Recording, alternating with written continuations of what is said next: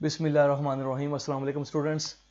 आज अपना नेक्स्ट जो है वो हम क्वेश्चन देखेंगे जी, explain header files and their use in programs. इससे पहले हम हेडर फाइल के बारे में पिछले क्वेश्चन के अंदर जो है वो डिस्कशन जो है वो कर चुके हैं। हमने एक प्रैक्टिकल किया था, उस प्रैक्टिकल के अंदर हमने हेडर फाइल और प्री प्रोसेसर डायरेक्टिव के बारे में बात की थी। तो वहाँ अपना ये कॉन्सेप्ट जो हेडर फाइल का है वो हम क्लियर कर चुके हैं कि हेडर फाइल्स के अंदर जो प्री डिफाइंड फंक्शन हम यूज़ करते हैं अपने सी के प्रोग्राम में, उन प्री डिफाइंड फंक्शंस की जो रेफरेंसेस होते हैं, जो उन प्री डिफाइंड फंक्शंस के जो डिक्लेरेशन पार्ट होते हैं, वो आपके हेडर फाइल्स के अंदर मौजूद होते हैं। तो हेडर फाइल्स को आप लाइब्रेरी फाइल्स भी कह सकते हो, ठीक है। और डेफिनेशन इसकी हम देख लेते हैं हेडर फाइल की। ये है जी, यहाँ से हेडर फाइल।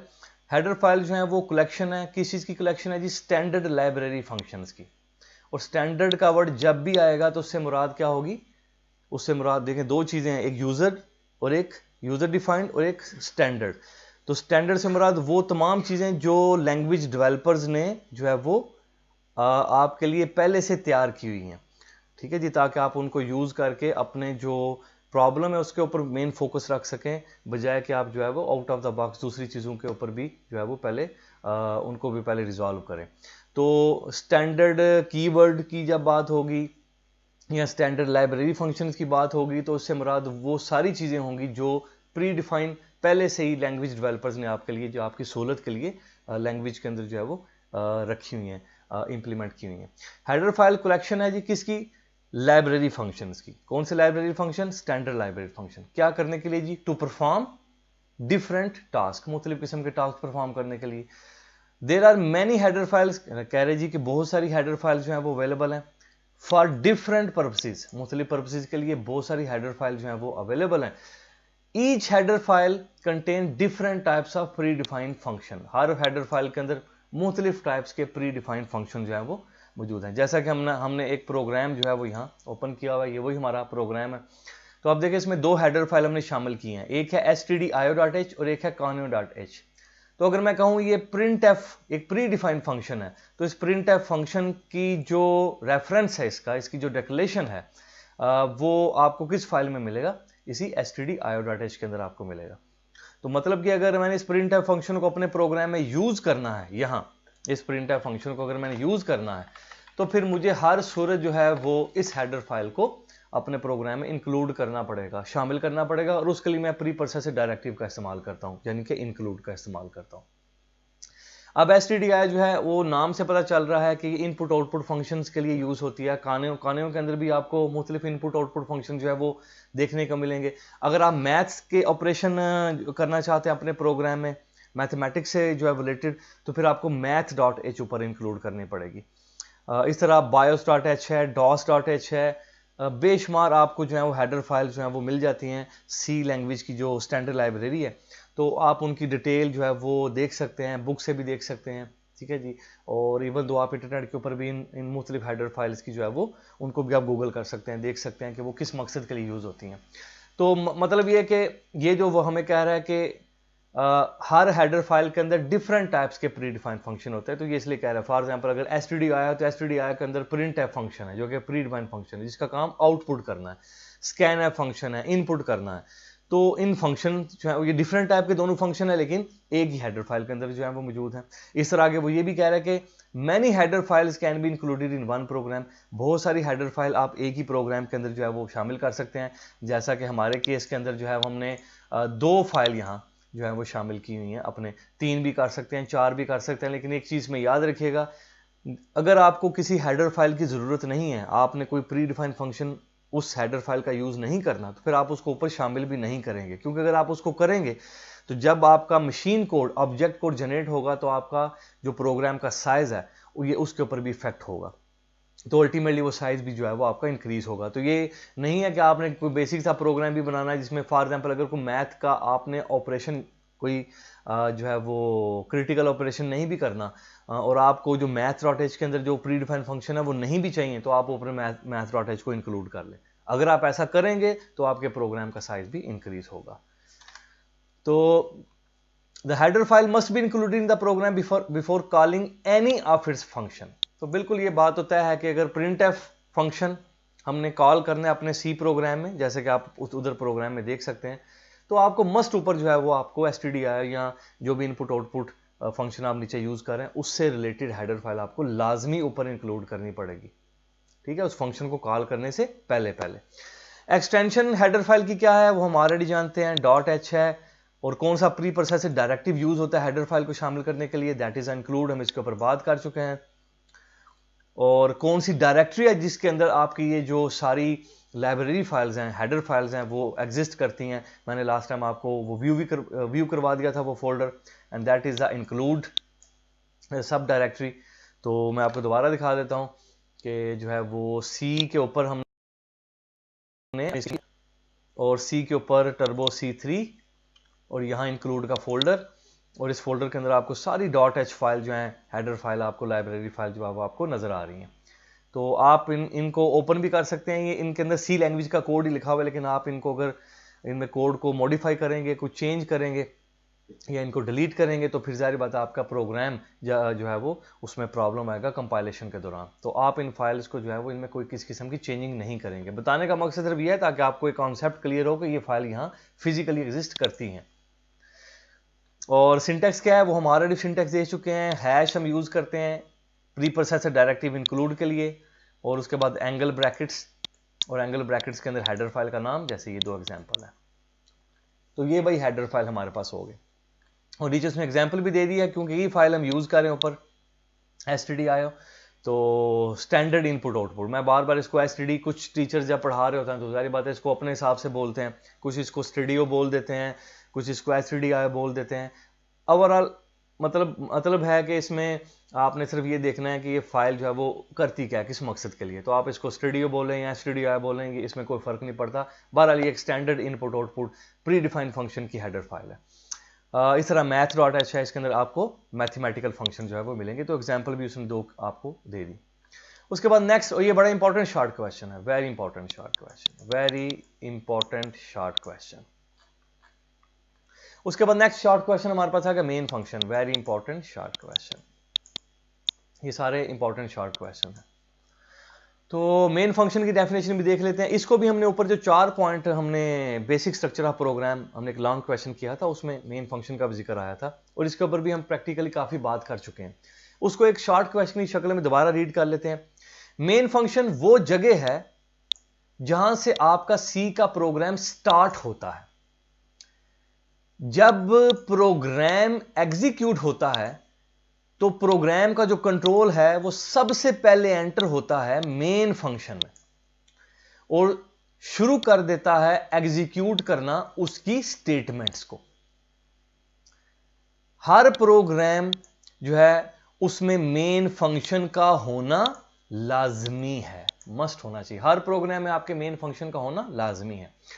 अगर प्रोग्राम के अंदर मेन फंक्शन नहीं है, अगर किसी प्रोग्राम के अंदर आपने मेन फंक्शन नहीं लिखा, ये कंपाइल तो हो जाएगा लेकिन ये प्रोग्राम एग्जीक्यूट नहीं होगा। ये आप याद रखिए कि मेन फंक्शन ना लिखने से कंपाइलेशन के ऊपर कोई एरर नहीं आएगा। जाहिर बात है आपने कोई सिंटैक्स एरर तो नहीं ना क्रिएट किया, आपने चीज लिखी नहीं है, तो कंपाइलर जो चीज है ही नहीं उसको तो चेक नहीं करेगा ना।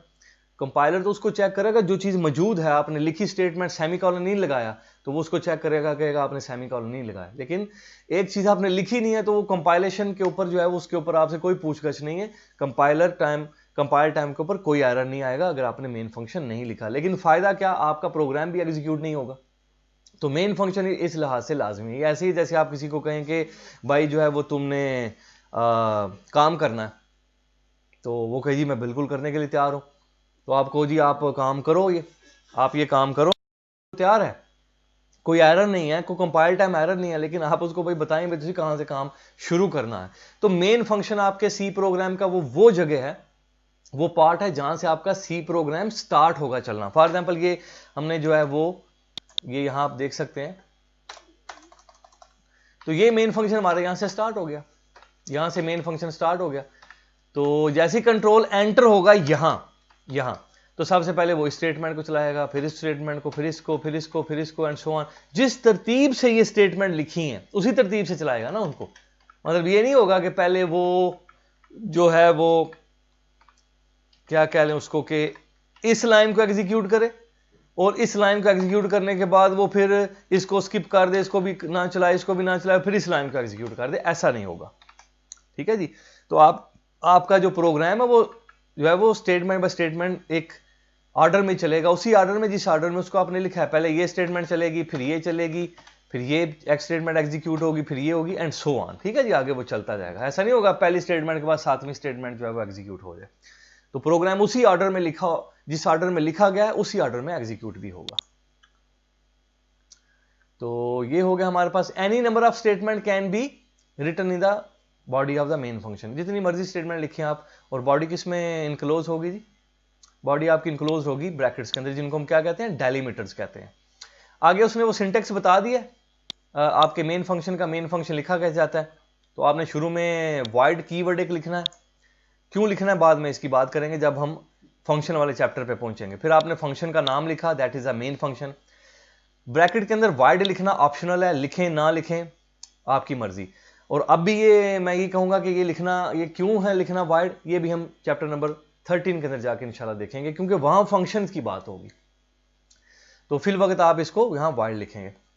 और उसके बाद जो है वो, और ये भी याद रखिए चैप्टर नंबर 13 तक वॉइड की के लिए कोई इशू नहीं है। वॉइड आप ऐसे लिखते रहेंगे हर प्रोग्राम में, ये आपको कोई परेशानी नहीं क्रिएट आपके लिए करेगा कि आप कहें यार ये 8वां 10वां चैप्टर स्टार्ट हो गया और वॉइड हम लिख रहे हैं और इसका पता नहीं है। भाई इसका पता इंशाल्लाह जनरली आपको 13वें चैप्टर के अंदर लगेगा। अगर बीच में कुछ इस तरह की सिचुएशन बनी तो मैं इंशाल्लाह उसको बीच में भी क्लियर कर दूंगा, जैसे बाकी कुछ चीजें जो टाइम टू टाइम हम क्लियर कर रहे हैं।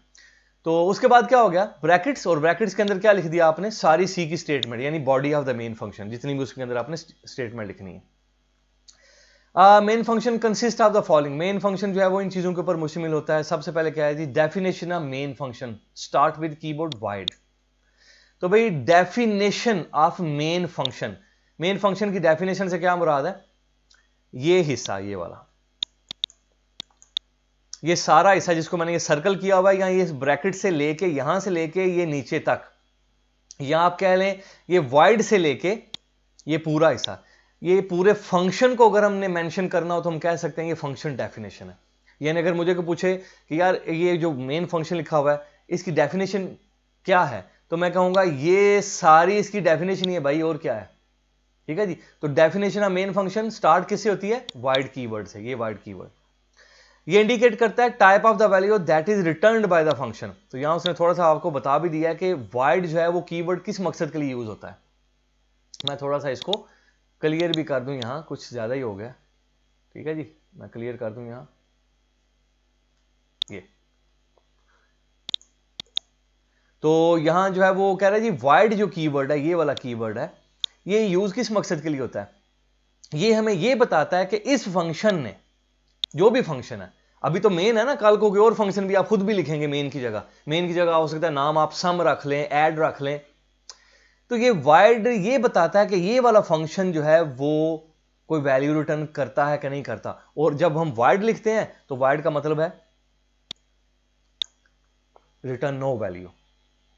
कि अगर आपने किसी फंक्शन के शुरू में वाइड लिखा हुआ तो इसका मतलब है ये फंक्शन कुछ भी रिटर्न नहीं करता। ये ऐसे ही जैसे आप किसी को कहें कि यार ऐसे करो कि जाके नीचे एक मजदूर बैठा हुआ है, उसको ना एक गिलास पानी पिला दो। तो वो बंदा जाएगा और किचन से पानी लेगा और जाके मजदूर को पिला देगा, बात खत्म।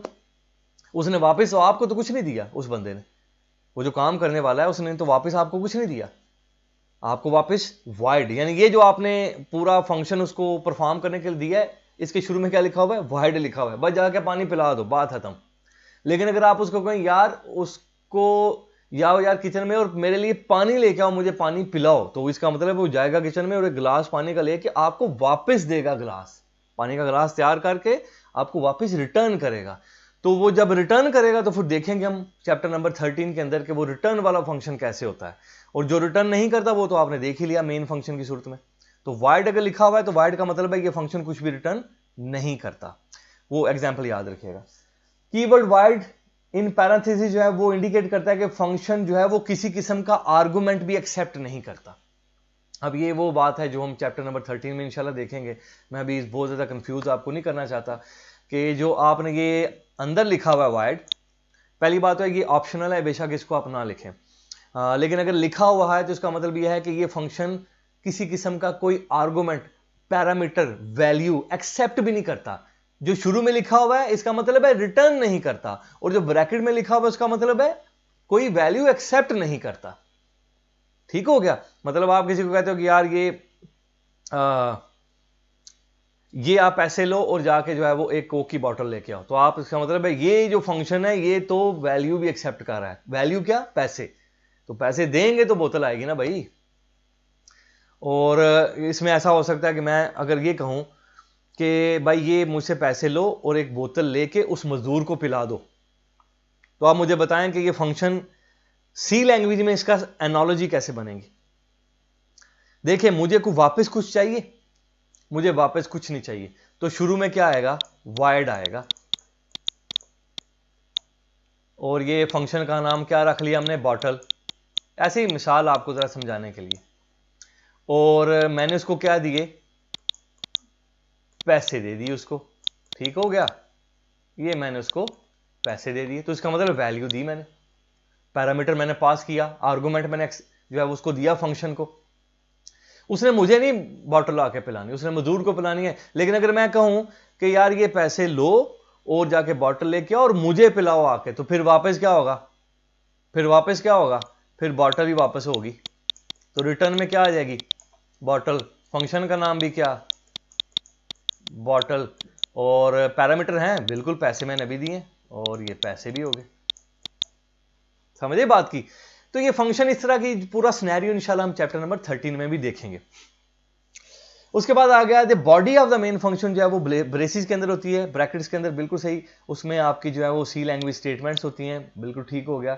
Instructions are used to implement program logic, और ये सारी जो सी स्टेटमेंट्स होती हैं, ये सारी वो इंस्ट्रक्शन होती हैं जिन्होंने आपके पूरे प्रोग्राम की लॉजिक इंप्लीमेंट करनी होती है। यानी प्रोग्राम में करना क्या है।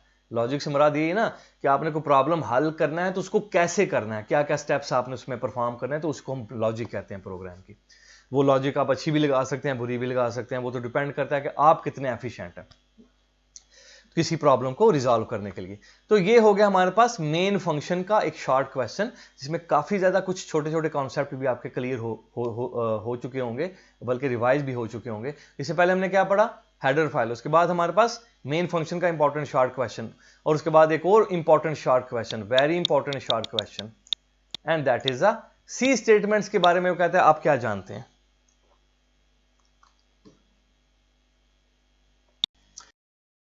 तो what do you know about C statement? Definition start करते हैं। A statement in C language एक इंस्ट्रक्शन है जी कंप्यूटर के लिए, ताकि वो कोई टास्क परफॉर्म कर सके। स्टेटमेंट से जो है वो लिखी जाती हैं कली ब्रैकेट्स में, अभी हम ऊपर जो है वो पढ़ के आए हैं।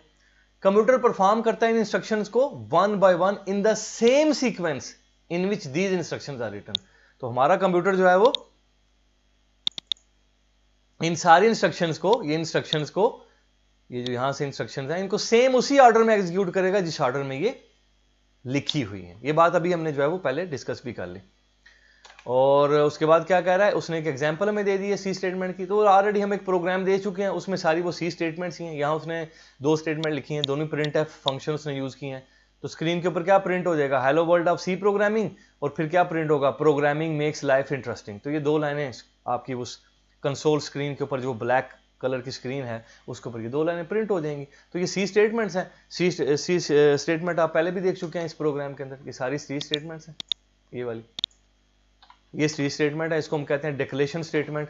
ये प्री डिफाइंड फंक्शन है, ये भी एक स्टेटमेंट है। ये असाइनमेंट स्टेटमेंट है, ये भी असाइनमेंट स्टेटमेंट है। ये भी असाइनमेंट स्टेटमेंट है।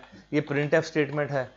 ये गेटसीएस फंक्शन हमने कॉल किया है, that is also a statement. तो ये सारी सी स्टेटमेंट्स हैं भाई। ठीक हो गया? अच्छा जी, उसके बाद जो है वो हम नीचे आ गए जी। हमारे पास एक और important, very important short question आ गया। आज सारे इंपॉर्टेंट शॉर्ट क्वेश्चन आ रहे हैं जी। बग एंड डीबगिंग, बड़ा आसान सा सवाल है भाई। कोई भी एरर हमारे प्रोग्राम में है तो उसको हम क्या कहेंगे? बग कहेंगे। प्रोग्रामर जो है वो कैन मेक डिफरेंट एरर्स, मुख्तलिफ एरर प्रोग्रामर जो है जब वो राइट कर रहा होता है प्रोग्राम्स को, तो प्रोग्रामर जो है वो मुख्तलिफ एरर क्रिएट कर सकता है। मेक से मुराद ये नहीं कि उसने को बनाने हैं बैठ के, मतलब कि क्रिएट हो सकते हैं मुख्तलिफ एरर जब वो प्रोग्रामर प्रोग्राम लिख रहा है उससे गलतियां हो सकती हैं। जैसे वो गलतियां हम जानते हैं किस किस्म की हो सकती हैं, स्पेलिंग की गलती हो सकती है, कोई सेमीकोलन नहीं लगाया, कोई फार्मूला गलत लगा दिया है, या कोई ऐसा काम कंप्यूटर को कह दिया है जो कि उसके पल्ले नहीं पड़ रहा कंप्यूटर के, तो जाहिर बात है वो एरर ही सारे होंगे। Computer can not be compiled if it contains any syntax error. तो तब तक कंप्यूटर आपका जो प्रोग्राम है वो कंपाइल नहीं होगा जब तक उसके अंदर एक भी सिंटैक्स एरर कौन से होते हैं, रूल्स की खिलाफ वर्जी जहां आप करते हैं। कंपाइलर डिटेक्ट एरर और डिस्प्ले कर देगा error message to describe the cause of the error. बिल्कुल हमने लास्ट टाइम देखा भी था, हम यहां देख लेते हैं दोबारा कि ये हमने एक गलती की, यहां सेमीकोलन हटा दिया, that is the syntax error.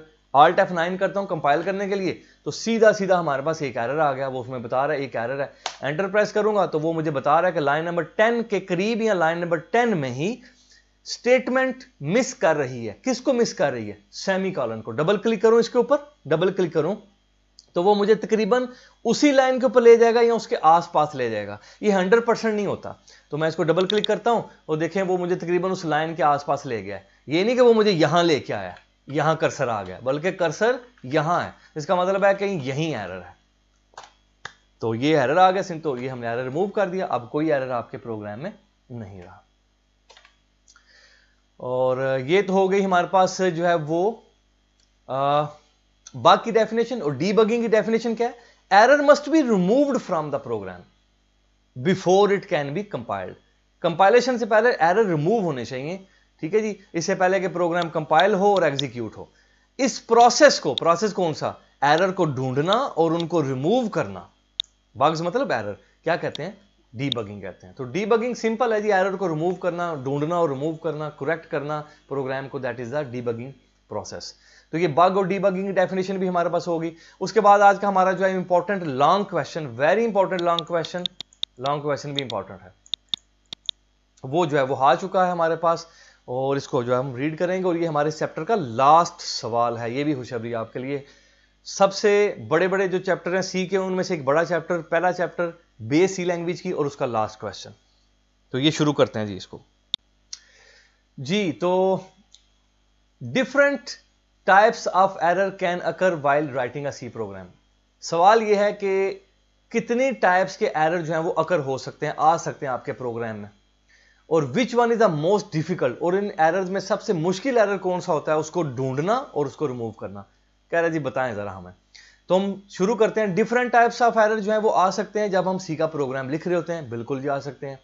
These error include the, इनमें कौन कौन से एरर शामिल है, सिंटैक्स एरर, लॉजिकल एरर्स, और तीसरे रन टाइम एरर। तो एरर की कितनी टाइप्स होगी, 3 टाइप्स हमारे पास आ गई। इन तीनों को बारी बारी देख लेते हैं, और हम देख भी चुके हैं किसी हद तक। सबसे पहले syntax error. Collection of rule for writing program in a programming language is known as syntax। किसी प्रोग्रामिंग लैंग्वेज में प्रोग्राम लिखने के जो रूल्स हैं उनको हम क्या कहते हैं, उस लैंग्वेज का सिंटैक्स कहते हैं। All program statement are written according to these rule. जितनी भी स्टेटमेंट हमने उस प्रोग्राम में लिखनी है वो सारी उन्हीं रूल्स के तहत हमें लिखनी पड़ेंगी। Syntax error is a type of error. Syntax error ऐसी एरर की टाइप है that occurs when an invalid statement is written. जब आप कोई गलत स्टेटमेंट जो है वो पुट करते हैं, राइट करते हैं अपने प्रोग्राम में, इनवैलिड स्टेटमेंट, रॉन्ग स्टेटमेंट को लिखते हैं कोई ऐसी, तो फिर जो है वो कौन सा एरर आता है, सिंटैक्स एरर आता है। कंपाइलर डिटेक्ट करता है सिंटैक्स एरर को और उसको जो डिस्प्ले करता है एरर मैसेज, ठीक है जी, to describe the cause of the error, ताकि प्रोग्रामर को पता चल सके कि इस एरर की वजह क्या है, ठीक है जी। A program containing syntax error can not be compiled successfully. और जिन प्रोग्राम में भी सिंटैक्स एरर होता है, एक भी सिंटैक्स एरर हो, वो कभी भी सक्सेसफुली कंपाइल नहीं होते। बहुत सारी रीजन हो सकती है सिंटैक्स एरर की, जैसा कि स्टेटमेंट में टर्मिनेटर आपने नहीं लगाया एंड के ऊपर, वो जो सेमीकोलन हम लगाते हैं, जैसा कि मिसस्पेल्ड कीवर्ड आपने यूज किया है, ठीक है जी, जैसे वो उधर हमने इंट लिखा हुआ अपने प्रोग्राम में। मैं प्रोग्राम आपको दिखा देता हूं, ये जैसा कि ये अगर मैंने ऐसे लिख दिया तो ये कीवर्ड है ना एक, तो मैंने उसके स्पेलिंग गलत कर दी है, तो ये भी सिंटैक्स एरर है। तो कितने ही सिंटैक्स एरर जो है उससे बन गए। तो इसको खत्म किया, देखें कीवर्ड व्हाइट कलर का जो है वो हो गया। तो इसकी ये भी एक टर्बो C++ एडिटर आपको फैसिलिटी देता है। तो सेमीकोलन हटा दें, ये भी सिंटैक्स एरर, वो भी आगे हमने देख लिया। और इसके अलावा जो है वो मिसस्पेल कर दें वो भी हमने देख लिया। और कौन सा कह रहा है वो, और कौन सा कह रहा है, any of delimiter is missing. और डेलीमीटर हम किनको कहते हैं, इन ब्रैकेट्स को। तो ये ब्रैकेट अगर मैं मिस कर दूं फिर भी एरर। तो कह रहा है कि आपने जो है वो स्टेटमेंट मिसिंग कर रही है ब्रैकेट को, क्लोजिंग ब्रेस को। तो ये ब्रैकेट हम दोबारा लगा देते हैं, Alt F9 करते हैं, कोई एरर नहीं। तो ये हो गया सिंटैक्स एरर। एग्जाम्पल मैंने आपको उधर करके बता दिए हैं, आप ये लिखना चाहें तो ये लिख सकते हैं, ठीक है जी। लॉजिकल एरर, ये फार जो है ना आगे आएगा, कीवर्ड आएगा लूप के चैप्टर में, तो उसकी उसने एग्जांपल दी है। आप बेशक इंट की दे दें जो मैंने लिखी है, उधर मैंने आपको प्रैक्टिकल करके बताया। दूसरा error logical error, type of error, ऐसा एरर जो अकर होता है किसकी वजह से भाई, poor logic of the programmer, programmer की पुअर लॉजिक की वजह से। यानी प्रोग्रामर ने जो वो मंतक लगाई है प्रॉब्लम सॉल्व करने के लिए वो ठीक नहीं लगाई, वो पुअर है, वो सही नहीं है, नाकस है वो।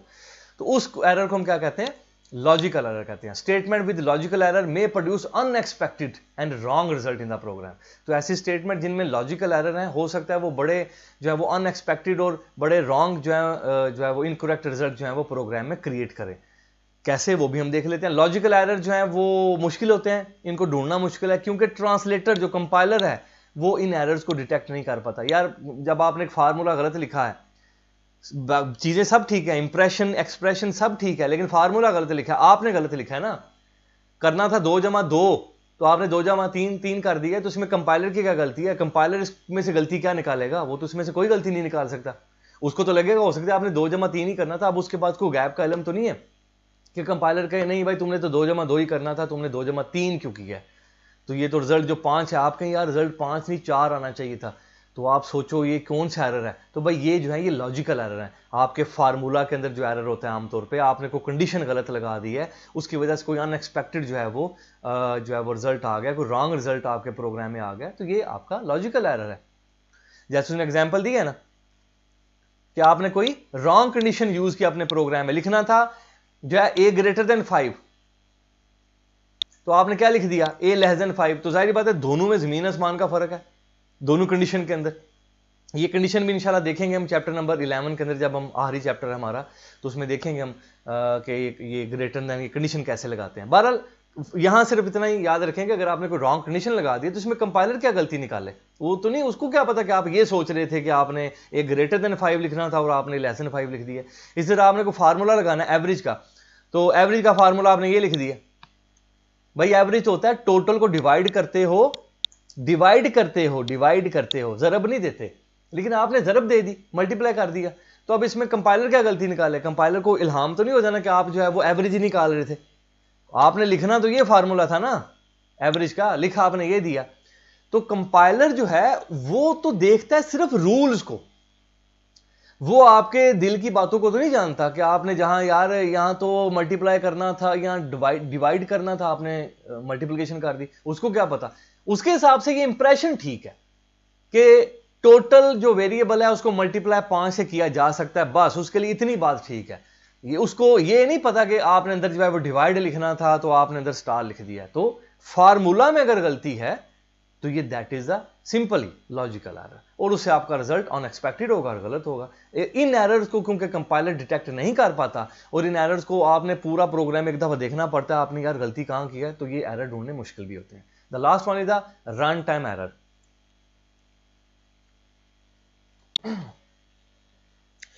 Type of error that occurs during execution of program, program की एग्जीक्यूशन के दौरान अगर कोई एरर आ जाता है उसको हम क्या कहते हैं, रन टाइम एरर। नाम ही उसका बता रहा है आपको कि जब प्रोग्राम रन हो रहा है उस टाइम पे अगर कोई एरर आएगा तो रन टाइम एरर होगा।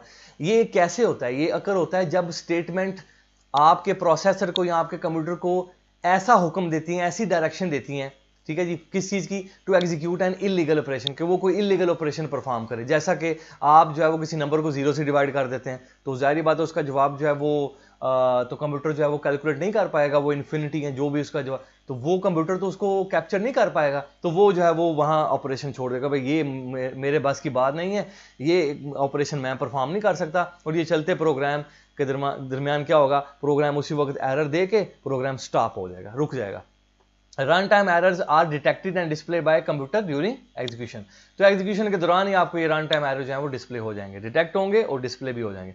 Run time errors are occur normally due to wrong input from the user. अगर आपने कोई गलत ऐसी इनपुट दे दी है, यानी आपने कोई नंबर देना था, आप जो है वो पॉजिटिव को वैल्यू देनी थी, तो आपने उसकी जगह कोई आपने जीरो दे दिया और वो जीरो कहीं जाके डिवाइड हो रहा है, तो उस डिवीजन की वजह से, ऊपर नंबर है नीचे जीरो, डिवीजन की वजह से जो है वो आपकी जो ऑपरेशन है वो परफॉर्म ठीक नहीं हुआ, इन्फिनिटी उसको आपका जो है वो कंप्यूटर जो है वो कंट्रोल नहीं कर पाया या उसको हैंडल नहीं कर पाया इस आउटपुट को, तो वो एरर दे देगा।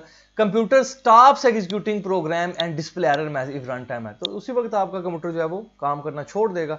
यहां उसने एग्जाम्पल भी दिया है एक और, हम आगे किसी चैप्टर में इसको देखेंगे। User may ask the program to open a file, तो यूजर जो है वो एज प्रोग्राम में ऐसी फाइल ओपन करने का कह रहा है जो फाइल एग्जिस्ट ही नहीं करती। इसी तरह जो है वो यूजर में enter wrong type of data, user ने कोई जो है वो गलत वैल्यू को, गलत डाटा जो है वो रॉन्ग टाइप ऑफ डाटा जो है वो एंटर कर दिया, तो उससे भी जो है वो आपका रन टाइम एरर जो है वो आ सकता है। मोस्ट डिफिकल्ट एरर्स, ये भी उस सवाल का हिस्सा था कि बताएं कि मोस्ट, तो हम पहली बात कर चुके हैं कि जो लॉजिकल एरर्स होते हैं वो मोस्ट डिफिकल्ट होते हैं। क्या वजह है उसकी? क्योंकि एक तो कंपाइलर इनको डिटेक्ट नहीं कर पाता, दूसरा इनसे प्रोग्राम आपका क्रैश नहीं होता, बंद नहीं होता, प्रोग्राम तो बिल्कुल सही चल रहा होता है, इसलिए इनको ढूंढना भी मुश्किल होता है। देखें ये काम जैसे रन टाइम एरर में होता है कि प्रोग्राम चला है, एग्जीक्यूशन के दौरान ही एरर आया, प्रोग्राम ने एरर दिया है और प्रोग्राम स्टॉप हो गया, तो हमें आइडिया हो गया भाई कोई एरर आया है, इस जगह के ऊपर एरर आया होगा, तो हमने उसको फिर करेक्ट करना है, प्रोग्राम जो क्रैश हो गया, बंद हो गया। लेकिन लॉजिकल एरर में कोई किसी किस्म के प्रोग्राम क्रैश होने की जरूरत नहीं है, इसलिए इसको डिटेक्ट करना भी मुश्किल है। यूजर को जो है वो रिव्यू करना पड़ेगा मुकम्मल प्रोग्राम लॉजिकल एरर को ढूंढने के लिए, और इसमें जारी बात है फिर काफी ज्यादा टाइम भी लग सकता है लॉजिकल एरर को डिटेक्ट करने के लिए। फॉर एग्जाम्पल अगर हम चलते हैं अपने प्रोग्राम की तरफ, तो सिंटैक्स एरर तो मैंने आपको बता दिया, और लॉजिकल एरर क्या है? लॉजिकल एरर ये है कि फॉर एग्जांपल मैंने ए और बी जो दो हैं इनकी मैंने एवरेज निकालनी है, तो मैं क्या करूंगा, दोनों को जमा करूंगा और डिवाइड कर दूंगा 2 पे, ऐसे ही है ना। तो ये क्या निकल आएगी, सी में क्या आ जाएगी, ए और बी की एवरेज, तो वो क्या आई 7 आ गई एवरेज, ठीक हो गया। लेकिन अगर मैं यहां ये कर देता हूं, स्टार लिख देता हूं, तो अब कंपाइलर तो नहीं डिटेक्ट, कंपाइलर के लिए इंप्रेशन बिल्कुल ठीक है, कंपाइलर को इसमें कोई गलती नजर नहीं आ रही है, क्योंकि वो तो कह रहे ठीक है भाई इस साइड पे भी एक वैल्यू है और फिर एक ऑपरेटर है और फिर इस साइड पे भी एक वैल्यू है, तो मैथ के हिसाब से तो एक्सप्रेशन बिल्कुल ठीक है, तो कंपाइलर को इसमें कोई गलती नहीं लग रही। लेकिन गलती तो इसमें है क्योंकि ये एवरेज नहीं निकलेगी। अब मैं जब इसको रन करूंगा, मैं कहूंगा यार दो ए और बी 30 एवरेज आई दोनों की, यार ए में 5 है, बी में 10 है, यार ये तो देखती पता चल रहा है 30 एवरेज तो कभी नहीं आ सकती। तो भाई ये अब आप ढूंढे, यूजर क्या करेगा, यूजर यहां से वैल्यू देखनी, यार ये क्या इसमें एरर आ रहा है। अब ये एरर सामने ही है, करना सिर्फ यह है कि इसको स्टार खत्म करके डिवीजन कर देना है। लेकिन बाज़ औक़ात आप जब अपना खुद का एरर जो है वो खुद की गलती ढूंढने की कोशिश करते हैं, तो वो एरर आपको इतनी जल्दी मिलता भी नहीं है, तो आप रिव्यू करते रहोगे, कभी कहोगे यार ये तो ठीक है, सब कुछ ठीक चल रहा है, इसमें फिर प्रॉब्लम क्या है, क्यों एवरेज गलत आ रही है। तो लॉजिकल एरर को इसलिए ढूंढना आसान है, हालांकि करना सिर्फ आपने ये था। इसी तरह रन टाइम एरर है, अगर मैं इसी को डिवाइड कर देता हूं 0 पे, ऊपर वैल्यू है ना 15 और नीचे क्या आ गया 0, तो नंबर को डिवाइड किया मैंने 0 से, तो अब देखिए जैसे मैं प्रोग्राम को चलाऊंगा ये चल के एकदम बंद हो जाएगा, रुकेगा नहीं उस ब्लैक स्क्रीन के ऊपर, कंसोल स्क्रीन के ऊपर। देखिएगा जरा, देखें प्रोग्राम चला और प्रोग्राम बंद हो गया एकदम, हालांकि वो ब्लैक स्क्रीन जिसको हम कंसोल स्क्रीन, आउटपुट स्क्रीन कहते हैं, वो आती है ना, रुकती है ना, उसके ऊपर रिजल्ट आता है, उसके ऊपर रिजल्ट के ऊपर क्या प्रिंट होना था, ये प्रिंट होना था, लेकिन वो स्क्रीन नहीं आई क्योंकि प्रोग्राम चला है। इस स्टेटमेंट के ऊपर जब प्रोग्राम पहुंचा है तो कंप्यूटर ने प्रोग्राम प्रोसेसर से या कंप्यूटर से जो इन्फिनाइट जो इसका जो आंसर आया है वो उससे हैंडल नहीं हो पाया, तो उसने क्या किया, प्रोग्राम को स्टॉप कर दिया और प्रोग्राम क्रैश कर दिया और एरर डिस्प्ले कर दिया। लेकिन आप सोच रहे होंगे वो जो उसने एरर डिस्प्ले किया वो हम कैसे देख सकते हैं, तो भाई आउटपुट स्क्रीन को दोबारा देखने के लिए Alt F5 आप यूज करते हैं। तो Alt F5 मैं जैसे ही करूंगा तो वो मुझे ब्लैक स्क्रीन कंसोल स्क्रीन के ऊपर ले गया और वो मुझे क्या दिखा रहा है, एरर क्या था, डिवीजन के अंदर एरर है। तो मुझे समझ आ गई हाँ यार यहाँ शायद ये गलती हो गई है, मैंने 0 नंबर को डिवाइड कर दिया 0 से, तो यहाँ मुझे 0 से डिवाइड नहीं करना चाहिए था, ये 2 लिखना था यहाँ। तो ये रन टाइम एरर भी हो गया आपका। तो ये सारे एरर्स मैंने आपको प्रैक्टिकली भी दिखा दिए और ये भी बता दिया इन एरर्स में सबसे मुश्किल जो एरर है वो कौन सा है, वो लॉजिकल एरर है, क्योंकि उसको कंपाइलर आपका डिटेक्ट नहीं करता। ये हमारा इस चैप्टर का जो है वो लास्ट लॉन्ग क्वेश्चन था, मोस्ट इंपॉर्टेंट लॉन्ग क्वेश्चन है। चैप्टर में शॉर्ट क्वेश्चन भी हमने क्लियर कर लिए, प्रैक्टिकल भी कर लिया, प्रोग्राम को कैसे एग्जीक्यूट करना है, इंस्टॉलेशन टर्बो C++ की पूरी base step by step program की जो है वो एग्जीक्यूशन, और इसके अलावा जो short question pre processor directive, header files, या शुरू में जो प्रोग्रामिंग लैंग्वेज की टाइप्स हैं एंड सो ऑन, वो सारी चीज़ें हमने जो है वो टाइम टू टाइम देख ली। आप इन सारे लेक्चर्स को जो चैप्टर नंबर 1 किया, क्योंकि ये पूरी बेस है आपके अगले सारे चैप्टर्स की, आप इनको रिवाइज कीजिएगा। वो जो लिंक मैंने आपके साथ शेयर किए हुए हैं, अगर कोई सवाल है आज के लेक्चर के बारे में तो वो आप सवाल पूछ सकते हैं। ठीक है जी, आज के लिए जो है वो इतना ही, बहुत शुक्रिया।